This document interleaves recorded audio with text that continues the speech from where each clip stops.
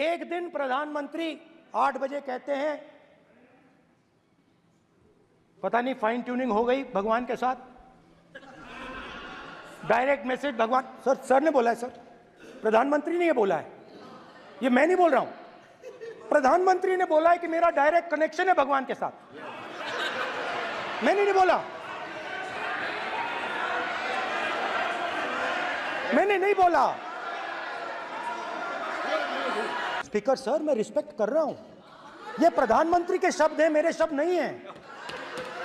ये प्रधानमंत्री जी ने कहा है, पब्लिक में मीडिया को कहा है कि मैं बायोलॉजिकल नहीं हूं, मेरा डायरेक्ट कनेक्शन भगवान के साथ है, मैं नहीं बोल रहा हूं, प्रधानमंत्री मोदी जी ने बोला है। तो पता नहीं उस टाइम 8 बजे भगवान का मैसेज आया होगा हिंदुस्तान, वही मगर फिर श्री राम ने आपको दूसरा मैसेज दे दिया अयोध्या में, भगवान का मैसेज आया होगा, मोदी जी नोटबंदी कर दीजिए, नोटबंदी कर दिया, डायरेक्ट ऊपर से आया मैसेज, ऑर्डर आया खटाक, और अलग अलग ऑर्डर आते हैं, अदानी जी वाला ऑर्डर आता है, बंबई एयरपोर्ट अदानी जी को ऊपर से ऑर्डर आता है, खटाखट ऑर्डर आते हैं। तो नोटबंदी कर दी, स्मॉल और मीडियम बिजनेसेस जो हैं, जो हिंदुस्तान की रोजगार की रीढ़ की हड्डी है, बैकबोन है, उड़ा दिया, खत्म कर दिया। आज नतीजा यह है कि ये जो भी करना चाहे करें, हिंदुस्तान के युवाओं को रोजगार नहीं मिल सकता। Job creation backbone is broken, finish, खत्म। नोटबंदी की, गलत जीएसटी लागू की, उड़ा दिया। अब मैं सोचता हूं, पहले मैं सोचता था ये पता नहीं कैसे हुआ, अब मैं समझता हूं कि ये अदानी जी, अंबानी जी जैसे लोगों के लिए किया गया था। ये रास्ता साफ करने का तरीका था, रास्ता साफ करने का तरीका था।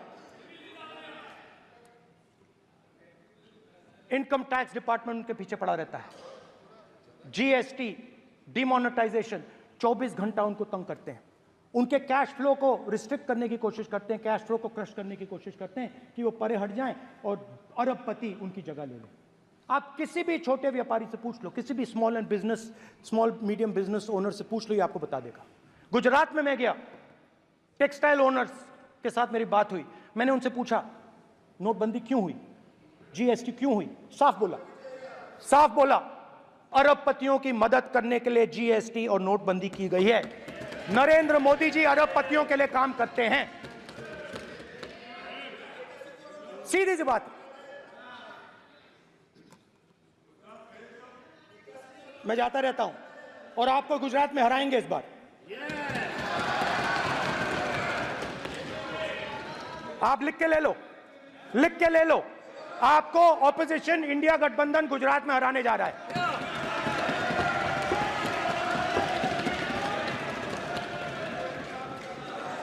किसानों को डराने के लिए लैंड एक्विजिशन बिल जो हम लाए थे, उनकी जमीन की रक्षा करने के लिए, उनको सही कॉम्पनसेशन देने के लिए, उसको आपने खत्म कर दिया। यहां कोशिश की, कर नहीं पाए तो स्टेट्स में खत्म कर दिया, हर स्टेट में आपने खत्म कर दिया है। अगर आप जानते नहीं हो चेक कर लो, हर स्टेट में, हर भाजपा की स्टेट में खत्म कर दिया।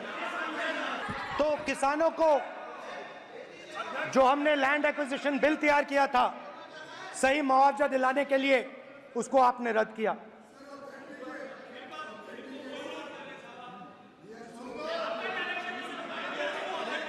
विल ऑथेंटिकेट कर देंगे, ऑथेंटिकेट कर देंगे, हम ऑथेंटिकेट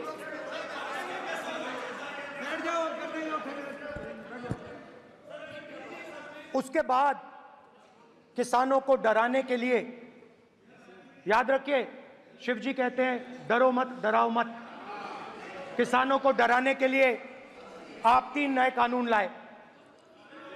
प्रधानमंत्री ने उनसे कहा कि ये आपके फायदे के कानून हैं। सच्चाई थी कि वो अदानी जी, अंबानी जी के फायदे के कानून थे। हिंदुस्तान के सारे किसान खड़े हो जाते हैं। आज तक सड़क ब्लॉक है। अगर आप वहां जाएंगे, आज तक आपको दिखेगा कि वो सड़क जिस पे किसान आए थे वो आज तक बंद पड़ी हुई। हरियाणा में 2 जगह किसान खड़े हो गए, कहते हैं नहीं, ये हमारा नहीं है। आप हमारी मेहनत का फल छीनना चाहते हो, हम इस बात को एक्सेप्ट नहीं करेंगे। आप उनसे बात नहीं करते। आप उनको कहते हो, आप बात नहीं करते।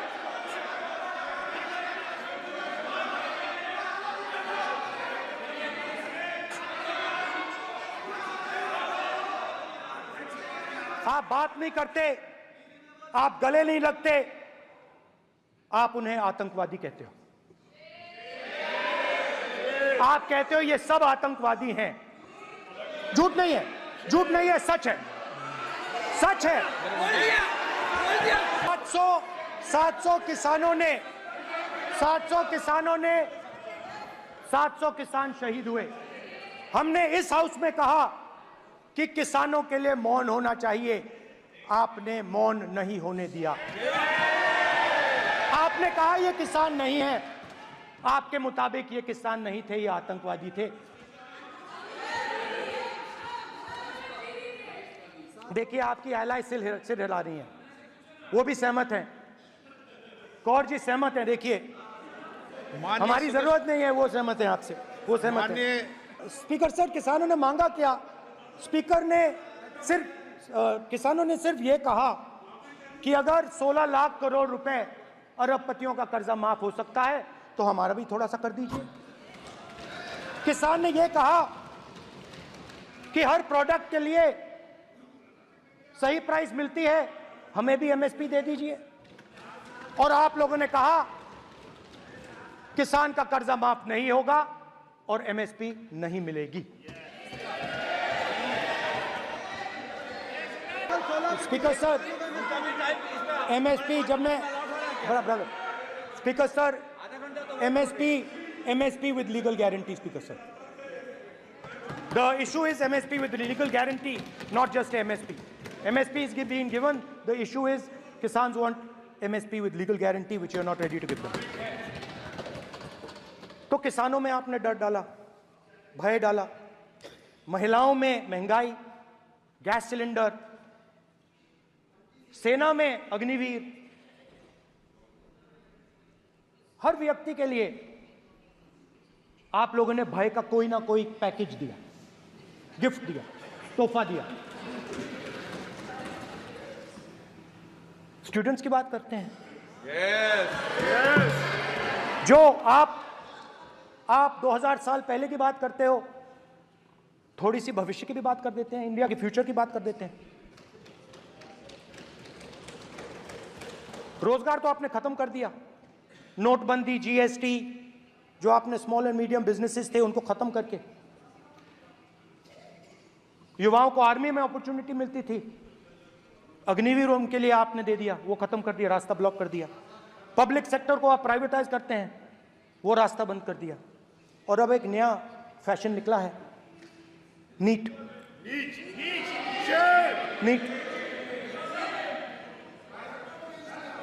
प्रोफेशनल एग्जाम्स को आपने कमर्शियल एग्जाम्स में बदल दिया है। NEET is not a professional exam, NEET is a commercial exam. NEET में एक स्टूडेंट टॉपर हो सकता है, एक्सीलेंट स्टूडेंट हो सकता है, मगर अगर उसके पास पैसा नहीं है, मेडिकल कॉलेज में नहीं जा सकता। सिंपल सी बात है। नीट का पास मार्क 22% है।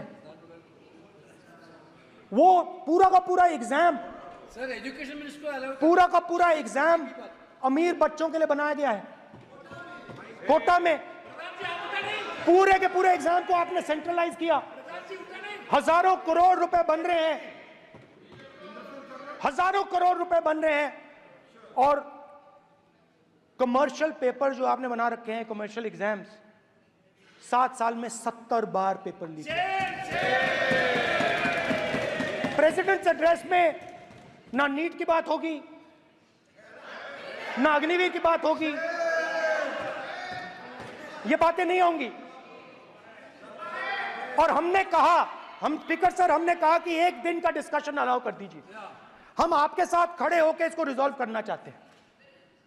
इंस्टीट्यूशनल फेलियर है, हम आपकी मदद करना चाहते हैं, रिजॉल्व करना चाहते हैं। सरकार कहती है नहीं, डिस्कशन नहीं होगा, भविष्य का डिस्कशन हो ही नहीं सकता। तो ये हालत है। जहां भी ये देखते हैं, ये सोचते हैं कि भाई भय कैसे पैदा करें, माइनॉरिटीज को डराते हैं। नहीं, कांग्रेस नहीं डरती आपसे, आप कांग्रेस से डरते हो।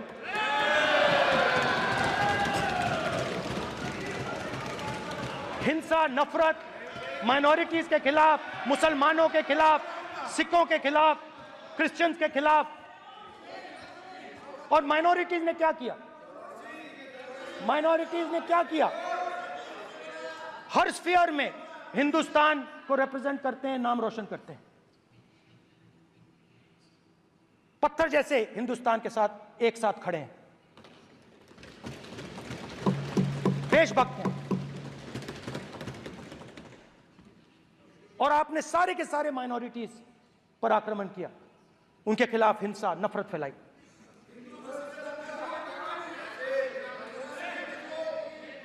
तो शिव जी कहते हैं, सर देखिए मेरा वो हटा दिया आपने सर, वो देखिए सर हटा दिया, कैमरा से हटा दिया। चेहरा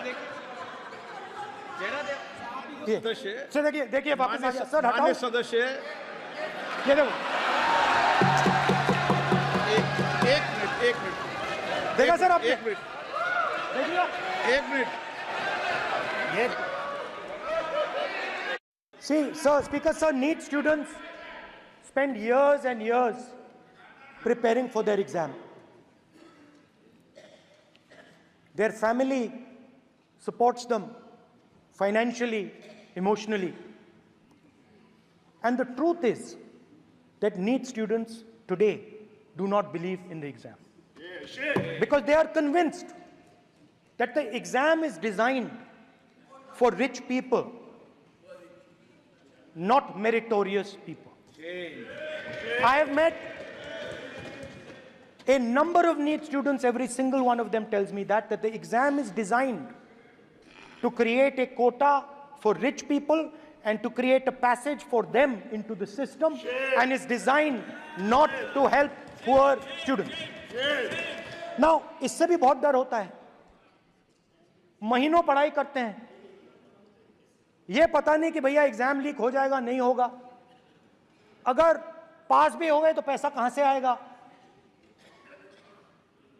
तो उधर भी इन लोगों ने भय डालने का काम किया। तो जहां भी ये देखते हैं ये भय डालते हैं। सेना में, युवाओं में, किसानों में, मजदूरों में, महिलाओं में, डिसेबल्ड में भी। और मैं ये भी कह सकता हूं कि सिर्फ बाकी हिंदुस्तान में भी नहीं, मगर अपनी पार्टी में भी भय है। आपकी पार्टी में डर है, भय है, सच्चाई है। देखो अब आप चिल्ला नहीं रहे हो, अब आप शांत हो, अब बिल्कुल शांत हो, सच्चाई बोल दी, चिल्ला नहीं रहे, चुप। क्योंकि आपकी ट्यूनिंग डायरेक्टली, प्रॉब्लम क्या है, आप चिल्ला भी नहीं सकते क्योंकि कनेक्शन नहीं। सर मैं बोल रहा हूं सर, समझा रहा हूं, स्ट्रक्चर बोल रहा हूं।